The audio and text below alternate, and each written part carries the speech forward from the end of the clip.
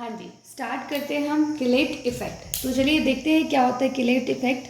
The chelate effect is a greater tendency या affinity of chelating ligands for the metal ion. सबसे पहले समझना ligands क्या होते हैं।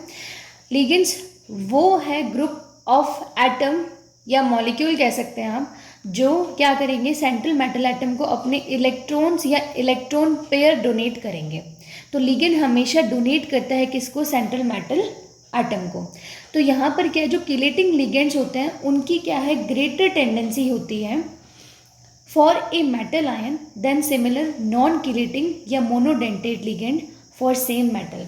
देखिए यहाँ पे एक वर्ड आता है मोनोडेंटेट। डेंटिसिटी जो वर्ड होता है वो होता है इलेक्ट्रॉन पेयर की डोनेशन के रिगार्डिंग।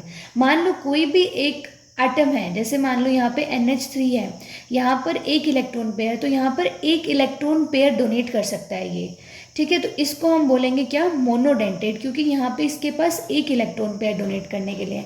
जिसके पास जितने ज़्यादा इलेक्ट्रॉन पेयर डोनेट करने के लिए होगी उसकी उतनी डेंटिसिटी होगी। यहाँ पे एक तो मोनोडेंटेट, और अगर एक इलेक्ट्रॉन पेयर से कोई ज़्यादा इलेक्ट्रॉन पेयर डोनेट करता है उसको हम बोलते हैं मल्टीडेंटेट।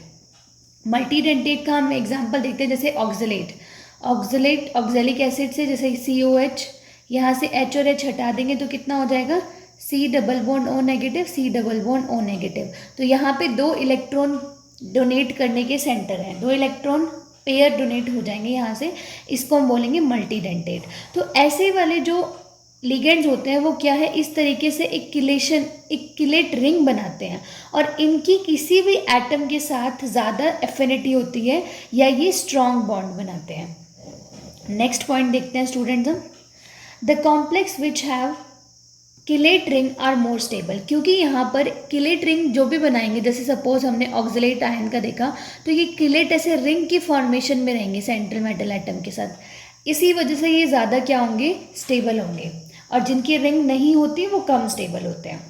अगला देखते हैं, multidentate ligand can form more stable complexes than monodentate ligand.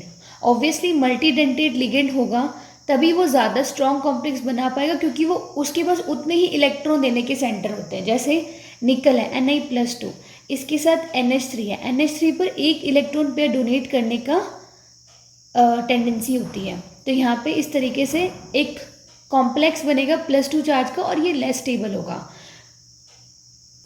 उसी के आगे जैसे निकल है Na+2, इसको हमने 3En के साथ ट्रीट किया। En क्या होता है, इथाइलिन डाइअमाइन, इथाइलिन 1,2 डाइअमाइन।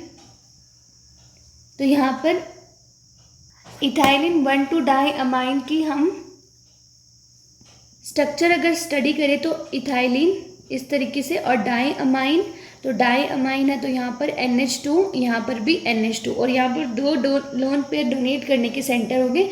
इसी वजह से यहाँ पे क्या है, स्ट्रॉन्गनेस या फिर ये बॉन्ड ज़्यादा स्ट्रॉन्ग बनेगा, क्योंकि यहाँ पे किलेट रिंग है, इस तरीके से दो बॉन्ड बनेंगे, तो यहाँ पर ये ज़्यादा स्टेबल होगा। Chelate effect increase by increasing the number of multidentate ligand, और इसी वजह से स्टेबिलिटी भी बढ़ेगी।